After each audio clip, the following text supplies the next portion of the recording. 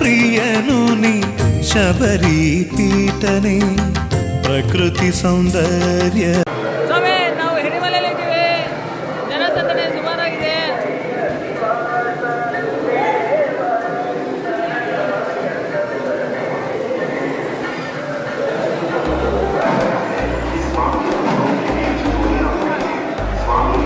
ಸ್ವಾಮಿ ಶರಣಮಯ್ಯಪ್ಪ. ದಿನಾಂಕ 10/12/2024 ಬೆಳಗಿನ ಜಾವ 5:10. ನಾವು ಎರಿಮಲೆಯಲ್ಲಿದ್ದೀವಿ. ಜನಸಂದಣಿ ಸ್ವಲ್ಪ ಕಡಿಮೆನೇ ಇದೆ. ಸ್ವಾಮಿಯೇ ಶರಣಮಯ್ಯಪ್ಪ.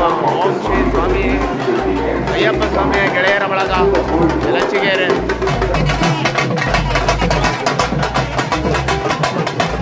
ಸ್ವಾಮಿಯೇ ಶರಣಮಯ್ಯಪ್ಪ. ಟಿಕೆಟ್ ಬುಕ್ ಆಗದೆ ಇರೋ ಸ್ವಾಮಿಗಳು ಇಲ್ಲೇ ದೇವಸ್ಥಾನದ ಆಪೋಸಿಟ್ ಬುಕ್ಕಿಂಗ್ ಮಾಡ್ತಾರೆ. ದಯವಿಟ್ಟು ಮಾಡಿಸ್ಕೊಳ್ಳೋಂಥವ್ರು ಇಲ್ಲೇ ಬುಕ್ಕಿಂಗ್ ಮಾಡಿಸ್ಕೊಬೋದು. ಸ್ವಾಮಿಯೇ ಶರಣಮಯ್ಯಪ್ಪ. ಟಿಕೆಟ್ ಬುಕ್ ಆಗದೆ ಇರೋ ಸ್ವಾಮಿಗಳು ಇಲ್ಲೇ ದೇವಸ್ಥಾನದ ಆಪೋಸಿಟ್ ಬುಕ್ಕಿಂಗ್ ಮಾಡ್ತಾರೆ. ದಯವಿಟ್ಟು ಮಾಡಿಸ್ಕೊಳ್ಳೋಂಥವ್ರು ಇಲ್ಲೇ ಬುಕ್ಕಿಂಗ್ ಮಾಡಿಸ್ಕೊಬೋದು. ಸ್ವಾಮಿ ಶರಣಮಯ್ಯಪ್ಪ. ಸ್ವಾಮಿ ಎರೆಮೇಲೆ ದೃಶ್ಯ ಇದು.